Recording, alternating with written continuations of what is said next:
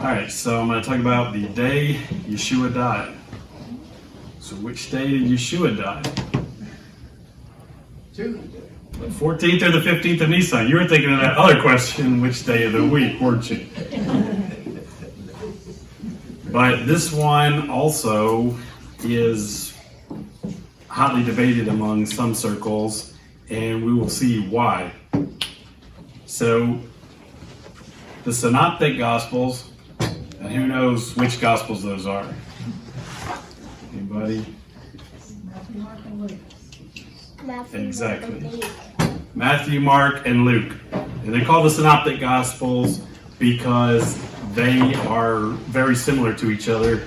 They clearly come from a lot of the same source material, with each gospel having some of its own extra details that the others don't have. And the optic, like in synoptic, that's like optics like to look. So it's like they look the same or look similar.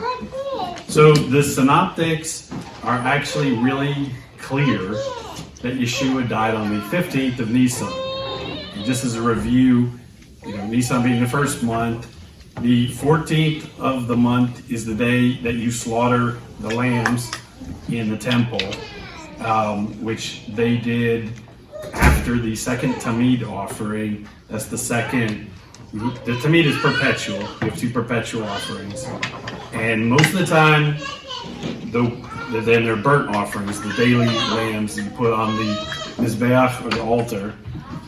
After the first one in the morning is burning on the altar, that's when you offer your sacrifices. And then you have the second one in the afternoon, sometime before the sunset. And after that, you'd have no more offerings. But the Passover offering is kind of an oddball in a couple of respects. One, they actually sacrificed it after that second Tamid offering. And then the other is that an Israelite man actually is the one who can shech the animal. That's when they slit the lamb's throat and empty the blood out. And he cannot do that for any of the other offerings. It has to be a Kohen or a priest. But he could shech them, but then what the priest did, according to the Mishnah, they actually have a whole description of what took place in the second temple, because they had so many pilgrims who all had to have lamb sacrificed. Luckily, it's one per group, not one per person, is that they would fill the entire courtyard, and although the Israelite man could shech the animal, the priests would catch the blood in basins and they'd have an assembly line up to the altar, because the priest's job still had to be to splash the blood on the altar. The ordinary Jewish man was not allowed to do that part. So that's on the 14th of Nisan. And then, they slaughter the lambs, they butcher them and so on, they take them back. And after sunset, they have the Seder, which everybody here is probably familiar with, when the 15th of Nisan starts. The Synoptics are pretty clear. If we look, for instance, Luke, which says in Luke 22:7, then the day for the feast of unleavened bread came, on which the Passover lamb had to be sacrificed. So, and here he talks about the day for the feast of unleavened bread. We'll see tonight in Jewish material, there's a lot of overlap in how they use terms like unleavened bread or Pesach or that kind of thing. They're often not being super technical. So here, Luke appears to be including the 14th of Nisan in that term, unleavened bread. And then you're just going to see a lot of material there. One guy's going to go one way and say Pesach, another person's going to say unleavened bread. They're not always going to be super precise. It's like today, most Jews just say Pesach or Passover, and they refer to the whole 7 days. And it's the same thing in the first century, basically. And what we want to look at here, though, is you see in this English translation, which at least for the New Covenant scriptures, these come from the Net Bible, which has a nice online Bible app that allows you to look at the Greek and the Hebrew, and so it made it easy to grab everything from there. But you will see here, they say the Passover lamb. Notice the word lamb in the English translation. But if you look up at the Greek and you see on the end there, you will see to pascha. That's the Pesach, or the Passover. You don't see a word lamb there. And we're going to see that a lot tonight. Just for those who don't know, obviously Pesach is the Hebrew word. Pascha is the Greek word, ultimately borrowed from Pesach, possibly through Aramaic. And that's the word that's used in the Gospels, but it also is the word that entered Greek at large. And to this very day, the celebration of the resurrection of Yeshua among Greek-speaking Christians is called Pascha. They never had any other word, so they literally, there's no separate word for two separate holidays in Greek, nor was there in Latin, and actually not even in a huge number of languages which borrowed this word either directly from Greek or from the Latin Pascha, which was taken from Greek. So just kind of a little backstory there. But you'll see this, that that Pascha, here, the translators interpret that as lamb, and they're probably correct because it says in the Greek, it's the day you're going to sacrifice them. So it could be lamb, or it could just be, they could have translated it as the Passover sacrifice too. Sometimes it can be a kid. Anyway, you're going to see this going back and forth between multiple definitions. So we see Matthew is pretty similar. Now on the first day of the Feast of Unleavened Bread, the disciples came to Jesus and said, "Where do you want us to prepare for you to eat the Passover?"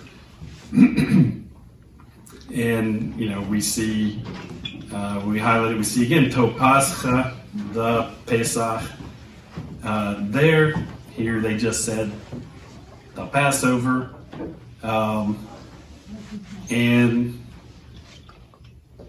one thing you can see in the Greek for the first day of the Feast of Unleavened Bread, just an aside, azimon is the word for unleavened, and they don't even have a word bread there, which seems to be a lot in the Greek. You just see it's the Feast of the Unleavened, and unleavened is actually in the plural.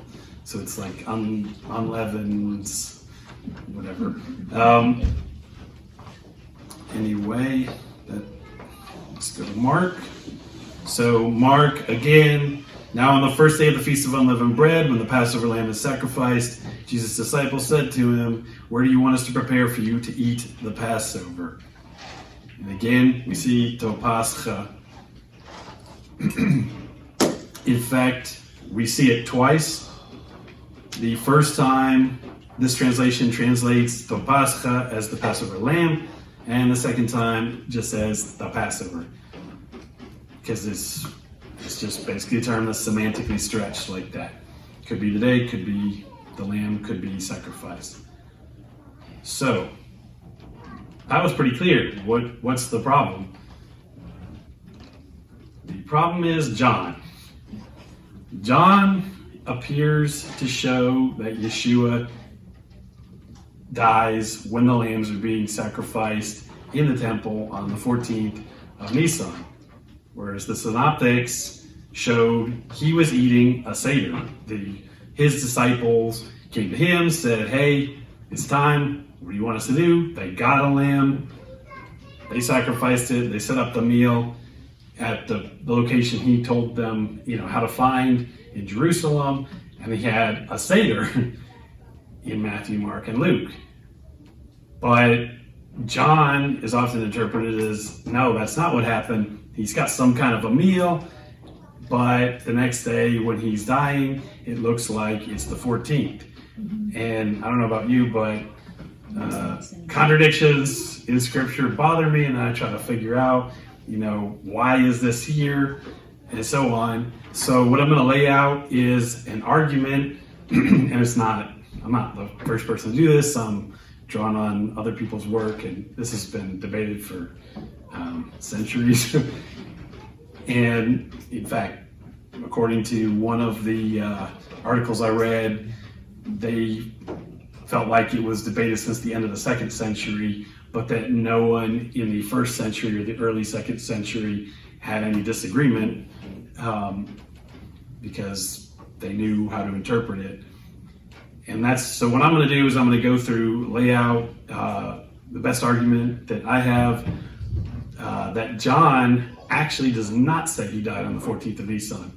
That actually John says he died on the 15th of Nisan, just like the synoptics, but it's a little bit trickier to understand that because of certain verses. So we're going to go through each verse and see why it doesn't say what a lot of people think it says, and some of the arguments are going to be stronger than other arguments, and we'll just see where that goes. If anybody has any questions, feel free to jump in and ask.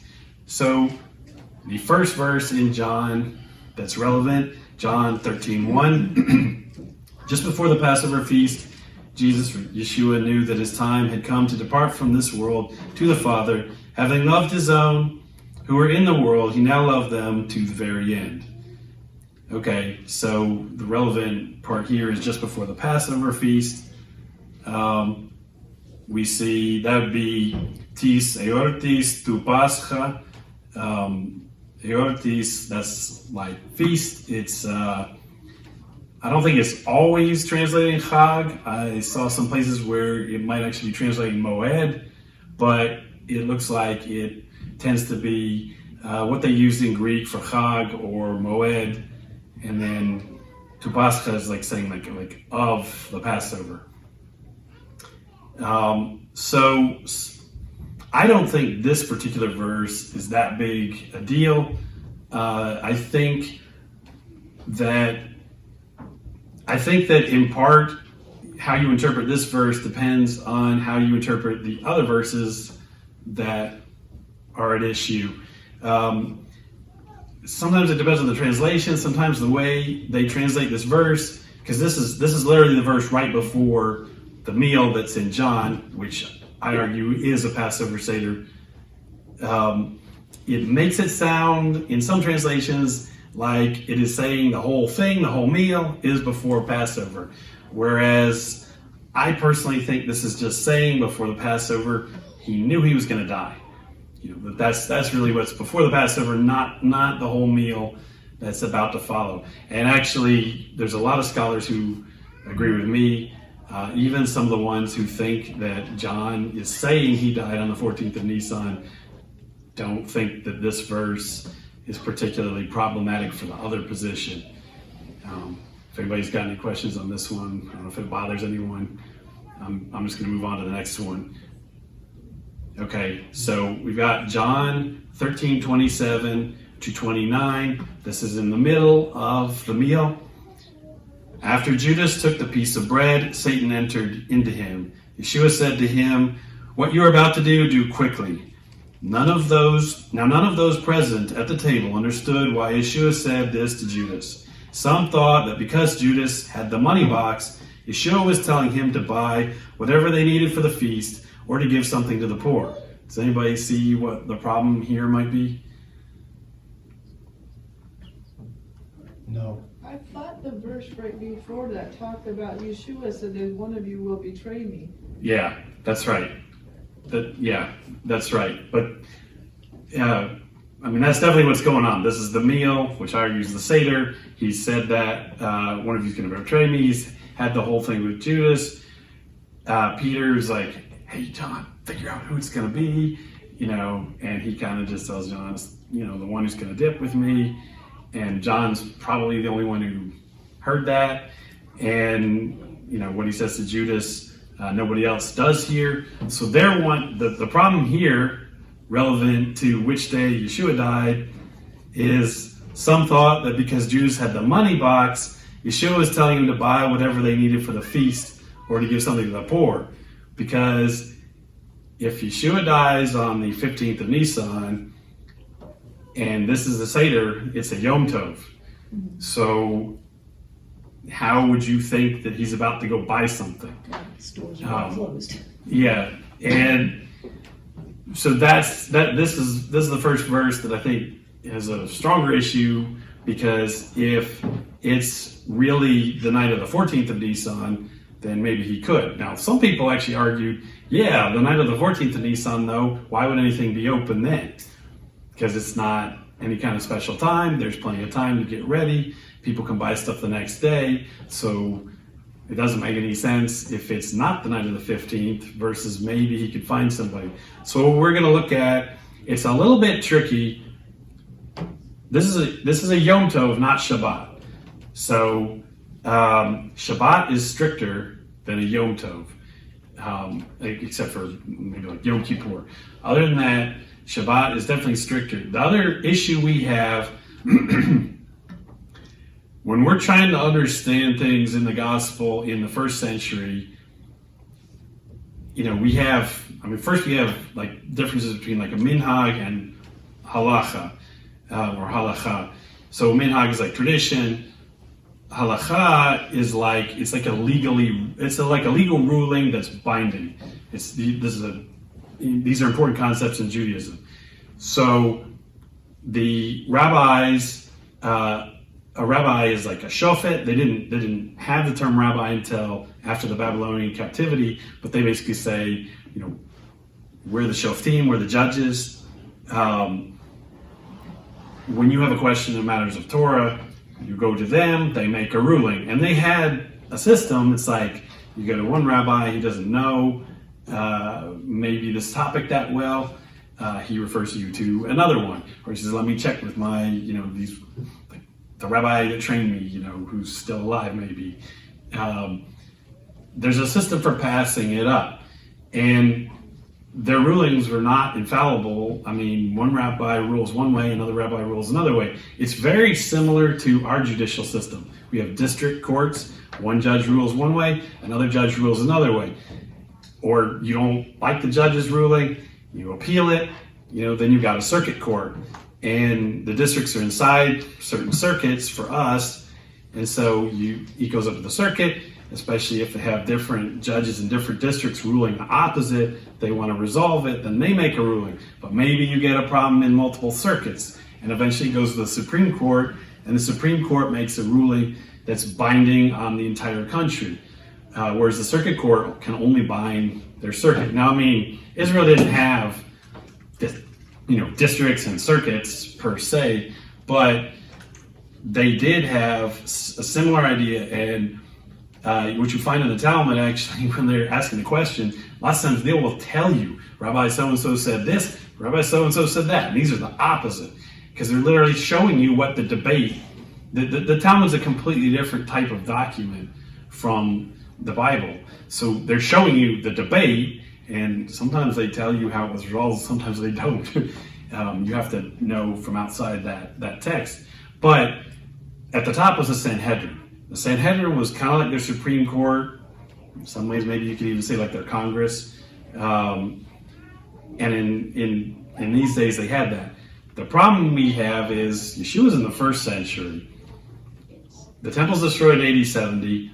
The Sanhedrin has still existed for a while after that. But then you've got the Bar Kokhba revolt. Everything's going wrong. They have a lot of turmoil. They're moving around. They're in Yavne with their center of learning. Eventually, the Sanhedrin was disbanded. So they haven't had a Sanhedrin in many centuries. They have no Supreme Court.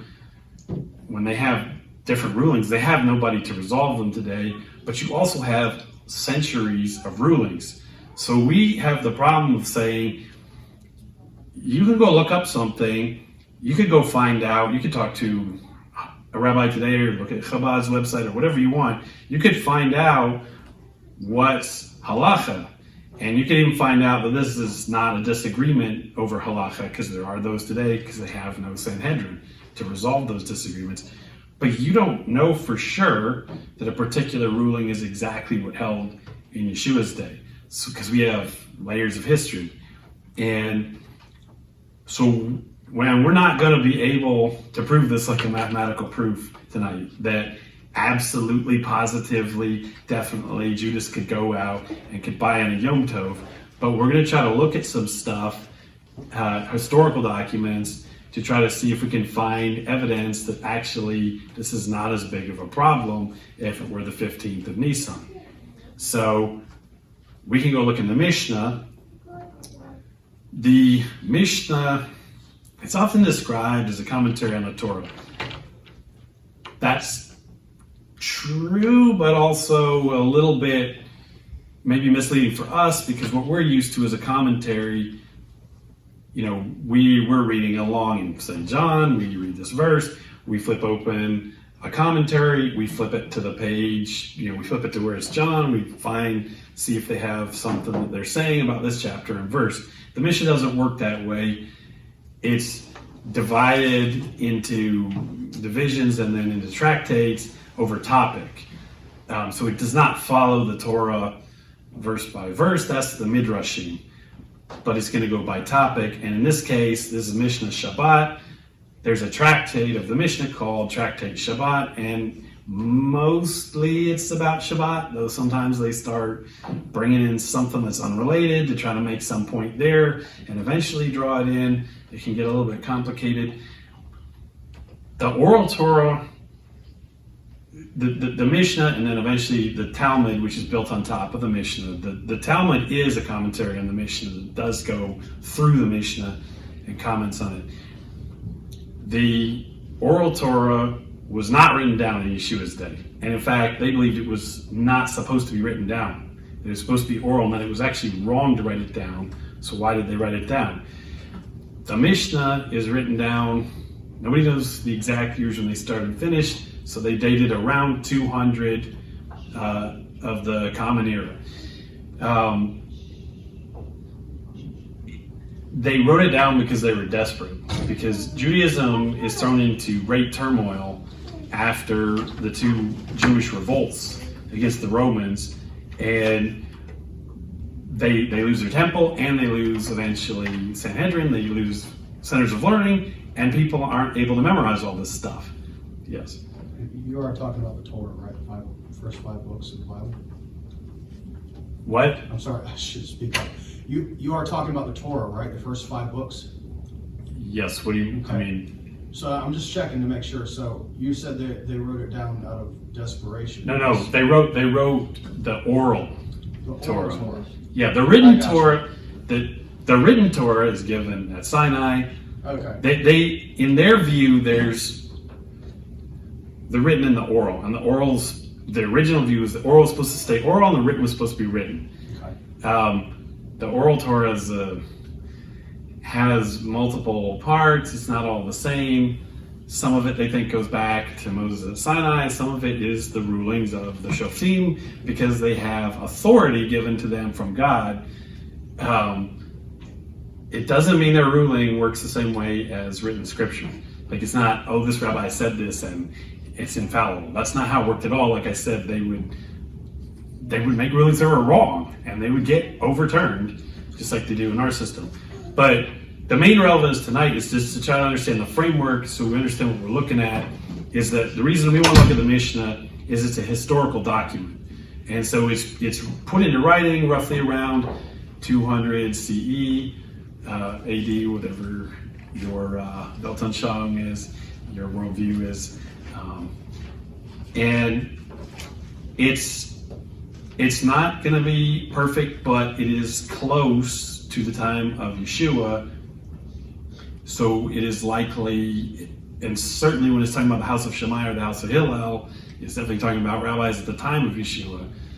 So, does anybody have any questions about like what we're trying to do with these documents, or any confusion? Okay, so what we're going to see is, this is Mishnah Shabbat 23:1. A man may borrow pitchers of wine and pitchers of oil from his neighbor, provided he does not say to him, lend them to me. And similarly, a woman may borrow loaves from her neighbor. If he does not trust him, he may leave his cloak with him as a pledge and squares up with him after Shabbat. Similarly, if the eve of Passover in Jerusalem falls on Shabbat, he may leave his cloak with him, the vendor, and take his Paschal lamb and squares up with him after the festival. So, this is Tractate Shabbat. This is talking about Shabbat. Now, what it is basically saying is, you're not going to go to somebody and actually give them the money and get the item, you're going to go to them, try not to say the wrong thing, is what they're saying here, because you're trying not to do a transaction on Shabbat, but you're basically going to do a transaction on Shabbat. You're just going to come back after Shabbat to actually square up with him or pay the money. And they do even reference here, if it is the eve of Passover, that would be the 14th of Nisan. If that's Shabbat and you didn't get your lamb that you need to take to the temple, you're desperate. They're going to let you. They're going to let you get the lamb, and then you're going to pay for it the next day. So this is not like a perfect argument that Judas could do this. This is trying to show you there were ways, if you were desperate, to get something. It is possible that they might think this about Judas. Maybe that Judas is going to go take care of something and he would do the same thing and come back with the money later. Just because since he holds the money box, he might be the guy who's usually responsible for procuring things. So that could be a thought that might occur to them. Another possibility here is that the 15th of Nisan is not Shabbat, it's a Yom Tov. And so it's not as strict. There's a lot of debate over how strict you're supposed to be, what you can be lenient on. And again, we have kind of a cloud of history between us and Yeshua's day where we can't be 100% certain, like what was the halacha in Jerusalem, in that year. But we just kind of want to lay the groundwork here for as plausible a solution as possible to show that John is not disagreeing with Matthew, Mark, and Luke. Because I don't know about you, but I don't want John to disagree with them. And we do have an interesting issue with Mark itself that is one of the few issues that people point out with respect to the synoptics is Mark 15:46 says, after Joseph, this is Joseph of Arimathea, bought a linen cloth and took down the body, that's Yeshua's body. He wrapped it in the linen and placed it in a tomb cut out of the rock. Then he rolled a stone across the entrance of the tomb. So notice it says he bought a linen cloth. And Mark is pretty clear, this is the 15th of Nisan. So how did he buy that? There are very few people who try to argue, well, liberal scholars don't really care. They might just say this is wrong, that they got the date wrong or whatever wrong. But there are very few conservative scholars who argue that the synoptics don't teach he died on the 15th of Nisan because it's almost impossible to defend, but this is one of the few things that they point to. Yes. Considering all the other issues that the religious authority figures had at that time, is whether or not they were able to buy something on this day a reliable method of interpretation? Well, yes. I mean, as reliable as anything can be. I mean, this is Jerusalem in the first century where they actually had sway. I mean, they were actually the authority, at least from the Jewish side of things. I mean, the Romans are there too, but the Romans didn't, as far as I know, the Romans did not interfere in the Jewish practices at this time. So, can he even go purchase it? Whether any of us agree with these rulings, isn't even possible. Yes. Didn't you just say though earlier that was not definitive because there were ways around it? So you're just kind of giving us the background, but yeah, that's my argument, is that there are ways around it. Yeah, I'm arguing that I am arguing that all four Gospels agree. There's not a contradiction, and that it's not. I'm making an argument. It's not a problem what it says about Joseph here, and it's not a problem what it says about Judas. The only thing I'm trying to say is it's not like a mathematical proof. Like I can't go and say this absolutely says, Judas could have walked down and bought something. This absolutely says that Joseph of Arimathea. The Joseph one, yeah, I think is actually even easier than Judas because it's possible Mark just kind of glosses over the process, and that Joseph went and said, I need a burial cloth, and did it the way they usually would, and the vendor gave it to him, and he squared up with him, a few days later. Wasn't Joseph rich? Yeah, he's rich, And but Pontius Pilate to ask for Jesus' body. yeah, he did that. He's rich. He's also a member of the Sanhedrin, but he did not participate in Yeshua's trial or any of that because he's actually a follower of Yeshua. And the problem with Joseph is not that he can't afford to buy this; it's that it's a Yom Tov. So are any of the vendors open, and would any of them agree to sell? Maybe bought it from Rome. What? They maybe bought it from a Roman. I can't. Bought it from a- Maybe bought it from a Roman. Bought it from a- He went to Pontius Pilate and got permission to get Yeah, Jesus' body. that's possible. But Yeshua, they took him off the cross before sundown because they said they wanted to break the legs because they said they didn't want him up there at sundown. So that's when officially the Shabbat begins, is at sundown, correct? Right, but So if he went to purchase the tomb, he knew he was going to need it, he would have purchased it before the sundown. yeah, but the problem isn't Shabbat. The problem is, you're right. You're right about Shabbat. But if Yeshua dies on the 15th of Nisan, that's the first day of unleavened bread. That is a Yom Tov. Yom Tov meaning good day in Hebrew. A Yom Tov is the Jewish description of, like first day of Passover, last day, or first day of unleavened bread, last day of unleavened bread. Again, we get sloppy with our terminology, and so did they. Shavuot, today is a Yom Tov. This is a Yom Tov. Rosh Hashanah, Yom Kippur, first day of Sukkot, Shemini Atzeret, in the diaspora, Simchat Torah. Each one of those is a Yom Tov. So it was forbidden to purchase things on the first day of unleavened bread? Yeah, Shabbat is the holiest day in Judaism. Or Shabbat is the most important, and Shabbat has the most restrictions, although Yom Kippur also has equivalent restrictions to Shabbat in most things, and then plus you have to fast. But Shabbat is more important than the first day of Passover. A lot of people find that shocking. Shabbat's more important than Yom Kippur.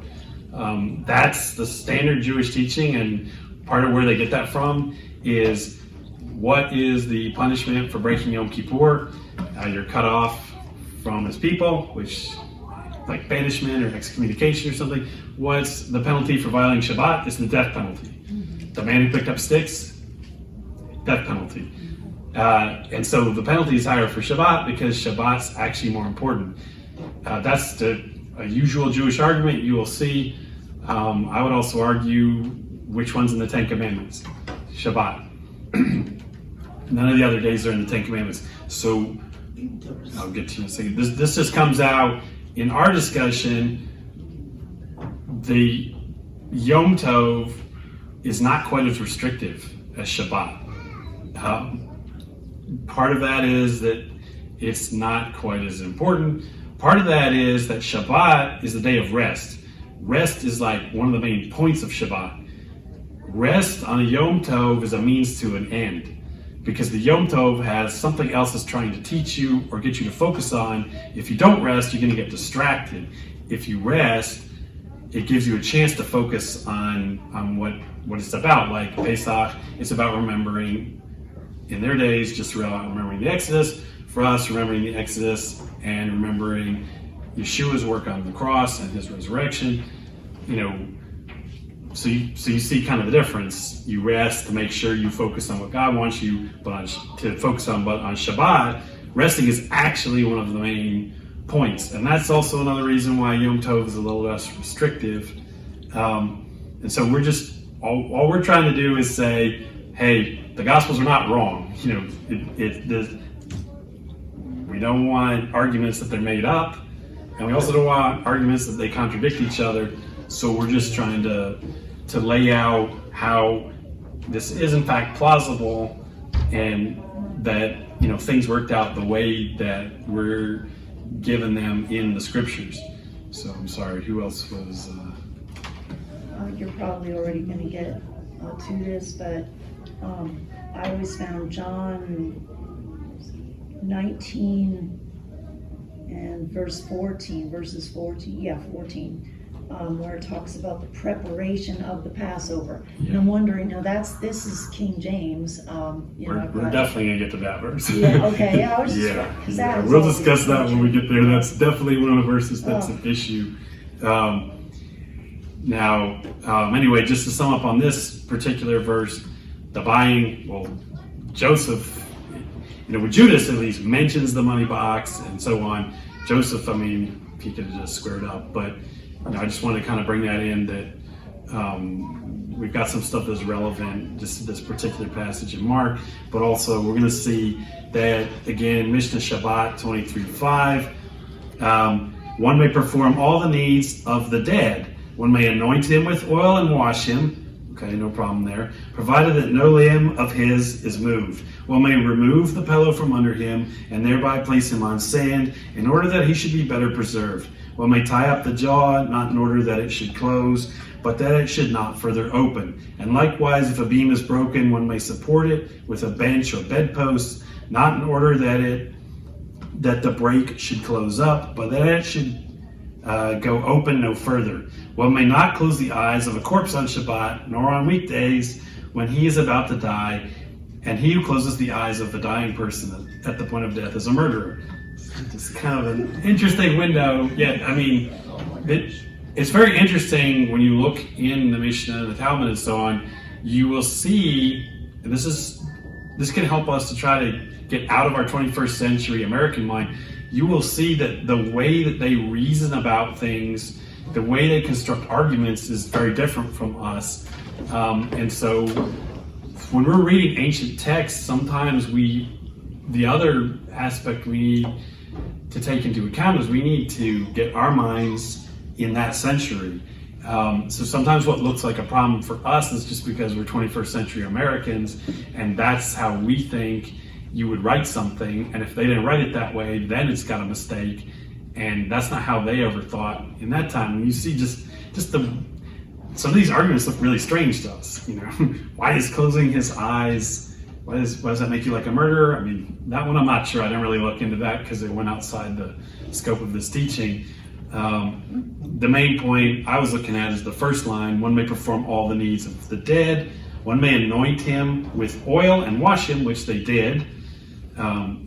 Joseph went with Nicodemus. They had spices. They did do all of this. I don't know why they couldn't move his limb, but you do at least see one reason I'm bringing this in too here is you're trying to see they were trying to work out what is it you can do on Shabbat. So they're saying, hey, the needs of the dead are important, so you can do stuff there. Judas, he's possibly going to buy something for the festival. There's a lot of talk, if I need something for this thing where it's going to take away from it, especially if it's a Yom Tov and not Shabbat, maybe I can actually get this. Yes. Question for you. Was it, I remember the Kohanim or the Levites, one of them could not touch the dead at all. So the Kohanim are not supposed to go near the dead. They have, if you're just a regular Kohen, there's a list of which relatives you can go mourn, which might cause you to become unclean. The Kohanim, no one, neither the Kohanim nor the Leviim, the Levites, could actually perform their services in the temple if they had gone near a dead body, because then you have corpse uncleanness, which lasts the whole week. You got to go through with the ashes, the red heifer, and the mixture, and it's a complicated process to become clean again. But with what you're thinking about is the Kohen, God's like, hey, if you're a Kohen, you can't even go near a dead body unless it's like your mother, your father, I think it's your wife, maybe your brother, an unmarried sister. I think that's it. And then the Kohen Hagadol, no, he can't even do that. It's like, no, sorry, you can't go anywhere. And So then, would the Levites be the ones who would prepare the bodies if they died? I think generally you did that for your own family member. There was no. So this is an interesting thing that I actually got from Dennis Prager, his commentaries on the Torah. As you know, in the Torah, God's trying to keep them distinct and separate from the Canaanites, where they're going into Canaan, but also He's trying to make them distinct and separate from the Egyptians, where they just came from. And Egypt's religion was a death cult. And the pyramids are giant tombs for pharaohs and other extremely prominent, wealthy people, like his wife or something. And they had all these elaborate beliefs: when you die, how you're going to get in the realm of the dead, and what you're going to do, and all this stuff, and what you need. And God's like, "Low, that's not my way. I'm the God of the living. My religion is not going to be a death cult." So the Egyptian priests, they go do all this stuff with dead bodies. My priests are not. So the priests and the Levites, it's not their job. Like, that's not part of their job description to deal with human dead bodies. Maybe we just have an association because when we have a funeral, we usually like to have a religious leader there eulogizing. And I think among the Jews it's going to be the same thing. The rabbi might be there saying something, but a rabbi is not a Kohen. And there's no process. There's nothing built in of what a Jewish priest is going to do with a dead body. So the families would know how to wrap the bodies with all the incense and the myrrh and everything that they did for Yeshua's body? I don't know for sure, but I believe so. Yeshua's when Yeshua's talking to various people, he's basically telling them, drop everything, come follow me. And the one guy's like, I got to go back and bury my father. I know that related to something. They bury him. It's kind of gruesome, but the flesh rots away, and then they go back and take the bones and put it in an ossuary and take it somewhere else. That's kind of, I think, what he's talking about there, because he says, let the dead bury the dead. He's like, don't mess with that, because he's saying the priority is follow me. It's not really a teaching about what you do with the dead. It's a teaching about following Yeshua being the most important thing. But that might be a clue, but it's I really didn't know. I was getting through it. My thinking was that the Levites, it says they work 7 days a week and they're not judged for it. So I was thinking if Joseph, if he was of the Levites, I don't know, or if one of the people who were preparing Yeshua, if they're the Levite, they didn't know. That's why I was asking if that was their duties, because they can't be judged when they've never seen the correct? I don't know that he was a Levite. He's a member of the Sanhedrin, but the Sanhedrin, the ruling council, is not just Levites and priests. Like, rabbis are in the Sanhedrin, and the office of the rabbi is biblically the rabbi is the shofet.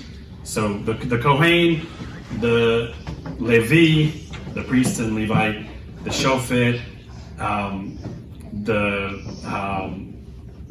Navi, that's a prophet. These are actually biblical offices that are described in the Torah, but they're not the same office. They don't have the same job. But there's no part of the Levites' work that has to do with taking care of the dead, because God is telling them, hey, reject Egypt, reject Mitzrayim. You're not gonna have a death cult with me. And so their jobs have nothing to do with that. And the Levites' work that they might be doing also on Shabbat, it's strictly the work of the temple, which avodah, meaning work in Hebrew, is actually often used for like worship, like the work of worship. The ultimate act of worship in Judaism, the biblical worship involves a sacrifice, like always. It always does. And so it talks about the avodah done in the temple, and it's often translated, worship or that kind of thing in English. But that's the work that's being talked about with them. But they could take care, if you look here in like Mishnah Shabbat 23:5, they had this concept in Judaism at the time of taking care of the dead on Shabbat. Because there's a lot of, it kind of goes along with like you can circumcise a male child on the 8th day on Shabbat. There are certain things that take precedence over the rest on Shabbat. But anyway, that's kind of what I'm trying to show is that I don't think it's a problem that some of the apostles think Judas might be going out to get something or give something to the poor. I think, yeah, okay, we don't have the absolute airtight argument. We don't have mathematical proof here, but, and you know, we could spend a lot more time trying to find even more sources. But what we can see is it's not an absolute thing that there is no possible way that somebody could think he was going to get something for the festival. Like it doesn't make John have to say that we're going there. So let's try to move to the next verse, John 18:28. And they brought Yeshua from Caiaphas to the Roman governor's residence. Now it was very early morning. They did not go into the governor's residence so they would not be ceremonially defiled, but could eat the Passover meal. So this is another one that convinces a lot of people it can't be the 15th of Nisan, it must be the 14th, because they interpret this as the Net Bible did, where they translated it as eat the Passover meal. They interpret it as the Seder, and that the Seder has not happened. If we look in the Greek, it actually says eat the Pascha, or literally like eat the Passover. It doesn't say meal, it doesn't say sacrifice, it doesn't, we got this word Pascha. What are we talking about here? Noodles. Yeah, so That's gotta be it. obviously if you only had John, you would probably just read this, go, yep, it's the 14th of Nisan. But because we got 3 other Gospels telling us this is supposed to be the 15th of Nisan, this is why we're motivated to dive deeper here. So first, we've got some examples of how Pascha is not a highly specific term in this time period, or really any time period. Luke 22:1 is now the Feast of Unleavened Bread, which is called, the Passover was approaching, called Pascha. So Pascha can refer to the holiday. Luke's like almost seems to be telling us these are synonymous in his day, Feast of Unleavened Bread, Passover. We've got John 6:4. This is in John. So same guy who wrote the verse we're wondering about. He writes, this is an earlier Pesach. Now the Jewish feast of the Passover was near. So he says, To Pascha, Yeortiton Judeum. Literally the Pesach, the feast of the Jews. So he's using it here where it does not mean the meal or the lamb. This is in the Mishnah, Pesachim 9:5. It's the tractate on Pesach itself. What is the difference between, now, you see these square brackets, that tells you that word is not actually directly in the Hebrew. What is the difference between Pesach celebrated in Egypt and Pesach observed by later generations? The Pesach sacrifice in Egypt required that its purchase be on the 10th of Nisan and required the sprinkling of its blood with a bunch of hyssop on the lintel and on the 2 side posts of the entrances, and that it be eaten in one night in haste, whilst Pesach of later generations was observed for all 7 days. So we see in the Hebrew, Pesach in Egypt, it just says Pesach Mitzrayim. It says Pesach Mitzrayim LePesach Dorot. So it's like Pesach Mitzrayim, Passover of Egypt. LePesach Dorot, the La is just a preposition. Pesach Dorot is Passover of generations. So right there, it's like, okay, that appears to be talking about the Chag or the Moed, the celebration. But then as we read further, it's when it's talking about the Pesach sacrifice in Egypt required it to be purchased by the 10th of Nisan. Let's see, what does that say? Yeah, it says Pesach Mitzrayim right there afterwards. So there, it does not say lamb, it doesn't say kid, it doesn't say any of that, but obviously there Pesach is now referring to the animal. We just literally, in the next clause, have Pesach referring to the animal, whereas in the first clause, it twice was referring to the day or the holy day. Then we're going to go down at the bottom, and so it's got to be eaten in one night, whilst the Pesach of generations is observed for all 7 days. I mean, here you've got, it just says Balayla Echad, in one night. So now is it talking about the meal? Is it talking about the lamb? It's one of those two. But then it's saying Upesach Dorot, and it goes on to say Kol Shiv'ah. So the Passover of generations, all 7 days, but you don't eat the lamb for 7 days. So it's like right in the next clause, Pesach is kind of now being used for 7 days, like the whole Feast of Unleavened Bread. So this is like right here in a matter of like 2 or 3 sentences in one, verse of the Mishnah. Pesach is being used. They're obviously related things, but slightly different things. So we shouldn't expect John necessarily means, the lamb or the meal. And this is a very interesting passage. 2 Chronicles 30:22. This is the time of Hezekiah. Hezekiah is one of the good kings of Israel, and gets rid of all the pagan altars and so on. So then he's like, okay, we got to do Pesach. So he does a really big Pesach. That's the context. And Hezekiah prevailed upon all the Levites who were experts in the service of the Lord, and they ate the sacrifices of, square brackets, the appointed season for 7 days, sacrificing peace offerings and thanking the Lord, the God of their forefathers. Except in the Hebrew, it says, Vayochlu et hamoed. It says they ate the moed. There's no word in between. I mean, it says et hamoed. Et means it's telling you the moed is the direct object of the verb.